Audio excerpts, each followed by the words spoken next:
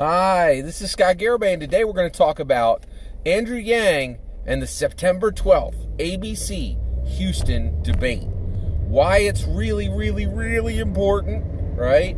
And what his opportunities are in being in this debate with only 10 candidates, right? So first of all, da-na-na, da-na-na-na, da-na-na, da-na-na-na. That's the Rocky theme, right? I live in Philadelphia. You could run every single month. I watch people run up to the top of the Philadelphia Art Museum stairs. It's really fun. People come from all over the world to do it, right? And it's huge. Like, Andrew Yang is running through the streets of Philadelphia. Kids are starting to follow him. This is real momentum. This is real momentum. It's, it cannot be understated. 26 candidates.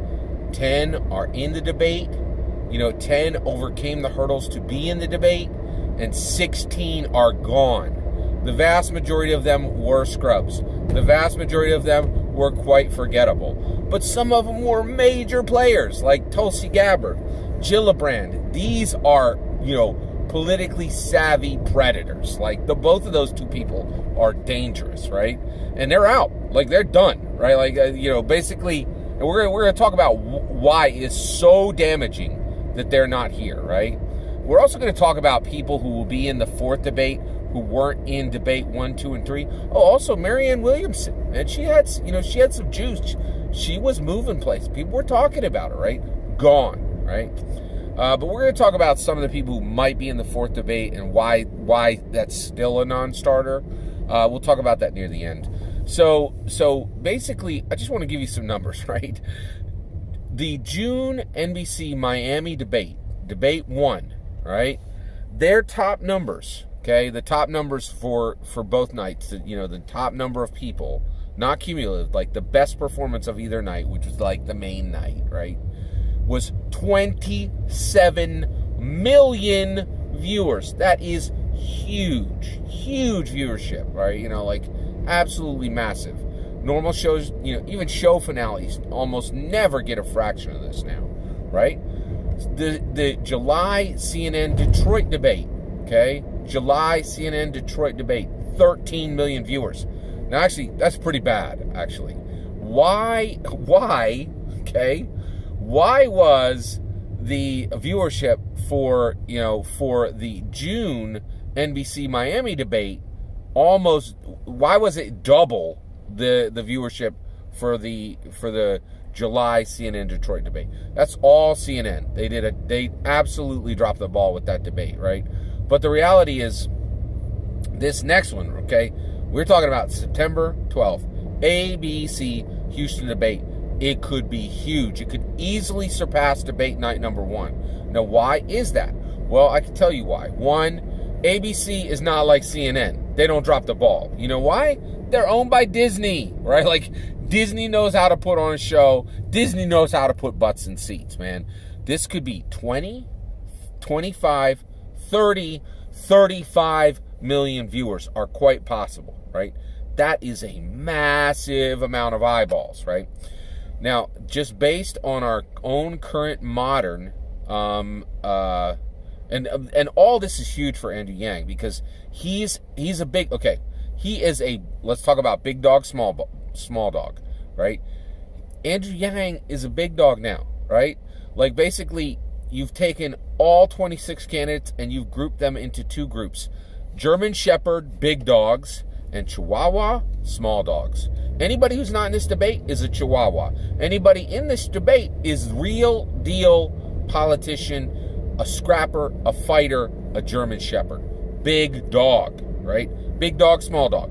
That's a fact, right? That's just the way it is, right? Because everybody who failed to get here, they could not get over these hurdles. And it's totally okay to call them a small dog. And the reason why is if you can't get over the hurdles of a debate, you certainly don't have the chops to get over the hurdles that you're going to get when you're president, right? It's absolutely fair, right? So you have this, right? And so basically, Andrew Yang is going to be in front of between 20 and 35 million eyeballs for this debate, right? And in addition to that, because of the basic shape of our modern society, there are going to be thousands of hours, right, of coverage of this debate, before and after, right? If you take all the coverage before and after, you have easily 200 major major domestic and international news sources, at least. Every single one of them will be doing literally 24 to maybe as high as 72 hours of coverage between now and a week after that debate, right? It is thousands of hours where Yang's name is going to come up. Thousands of graphics where Yang's name will come up, right? And like for people like Tulsi, right? For people like Marianne Williamson, it's thousands of lost hours where they have no access, okay? All right, now what's the other opportunity for Andrew Yang here, right? Well, this is his third debate, right? And this is all about momentum at this point, right? So at this point, in debate number one, I'm sorry to say this, but this is real, right? It's like, hi, I'm Andrew Yang, and I'm an entrepreneur, and I'd like to be president, right? Debate number two, I'm Andrew Yang, UBI, you want $1,000 a month, right? Now, okay, debate number three, yo, I'm Andrew Yang, I'm your next president. You know, mic drop, done, right? Like, he is getting better at this, and I think one of the things that he can do here is, okay, so what is Andrew Yang going to do in this next debate? Well, two things, right? One, he's going to talk about UBI, right? He's got that on lock. He has so much practice on it. It's smooth as glass at this point. I think he'll be all over it. He'll be able to go boom, boom, boom. Here, you want $1,000 a month? I got it for you. It's coming, right? He can ride the greased rails that are already set there. A lot of people already know about it. He can punch it a little bit. He can add a little more flavor on it, put a little spice on it, right? He could do that, and that's going to be automatic. He doesn't really need to think about that. He doesn't need to practice that, right? And that's just giving more momentum on UBI, right? But the reality is, Andrew Yang is not just UBI. He really isn't, okay? And he's not just, I hate robots, right? By the way, I know that he doesn't, he says, we need to make sure that automation is controlled, right? It is hate robots, right? Like, and the reason why is, like, people are harsh, man. Like, and they need an opponent, they need an enemy, and automation is a fancy way of saying we all hate robots, right? Like, and that's the reality. That's politics. It's an ugly, harsh game, right? And it's okay. Like, Andrew Yang chose great opponents, right? And so one of the things is automation, UBI and automation. Everybody knows that from him, but I know him, right? I know him as a husband and a father, right? Like, so that is what attracted me as a candidate, right? When he talked about his wife, when he talked about his sons, I could tell that he genuinely missed them. I was shocked when I saw him talk about this. I don't know what it was, but like, the reality is, it was really moving to me, right? And it really meant a lot, like, and it's the main reason why I am voting for him. This guy's been married one time and he's got 2 kids with 1 wife, right? Like, when I look at our current president, I have no idea. I don't even know how many wives he's had, and I don't know how many kids he has with different wives, right?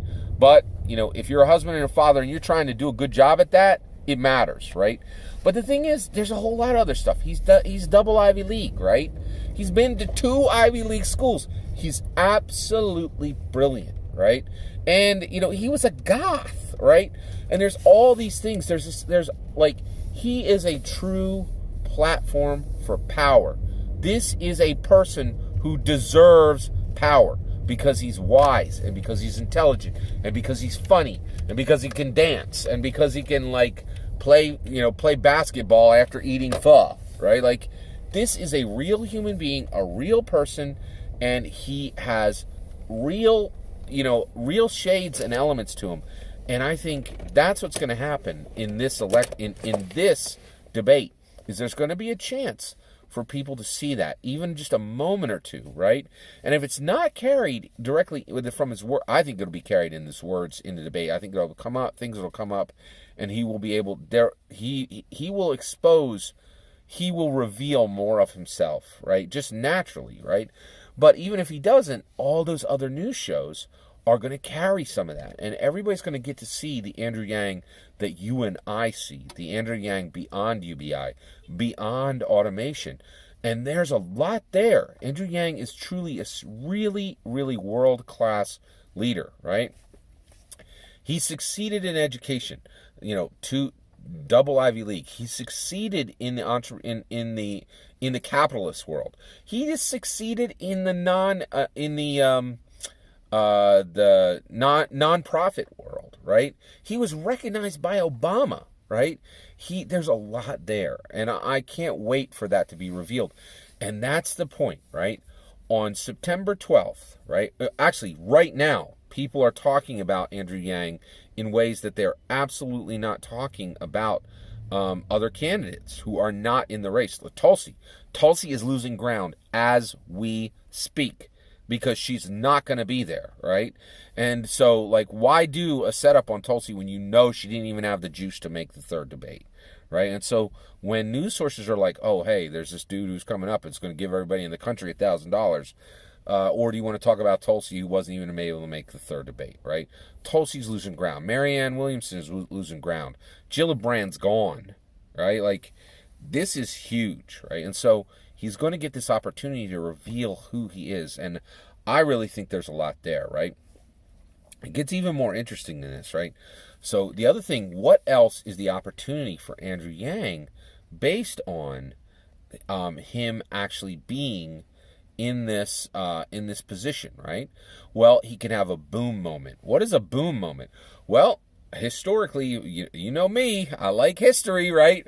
So there have been boom moments in debates, right? When people have said stuff that is remembered to this day, right?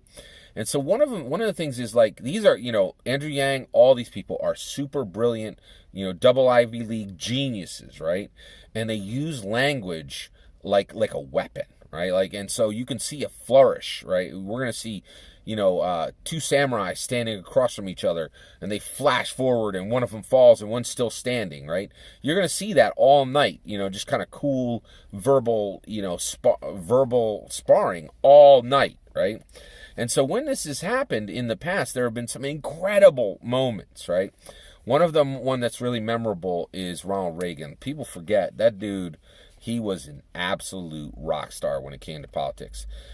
He had an opponent who was much younger than him. I think this was in 1980, where one of the opponents was much younger than him, and his opponent had been ribbing him hey, are you young enough to do this job? And his response back was, he's like, many people have asked about, if age should be a matter of discussion in this. This was Ronald Reagan's word. He's like, many people have discussed, should age be a point of discussion in this primary race? And he was like, you know what? My opponent has made much of my age, but I refuse to use the youth and inexperience of my opponent to my political gain. I was like, what? He literally said that he wasn't gonna, insult his opponent. He wasn't gonna drag his opponent down for being young and inexperienced. Literally while he did it, right? And the media covered it like crazy. They were like, "Oh snap!" Because it was a really cool moment, right? It was cool. All right. Here's another one. You guys remember this too. There was a guy named, nobody remembers this dude, but everybody remembers this quote. It came from a dude named Benson, and it came from one of the presidential debates, right? And he said, I knew Jack Kennedy and said, I knew Jack Kennedy, Senator, and you are no Jack Kennedy, right? It's remembered to this day, right? And people will say it they'll put somebody else's name in for Jack Kennedy.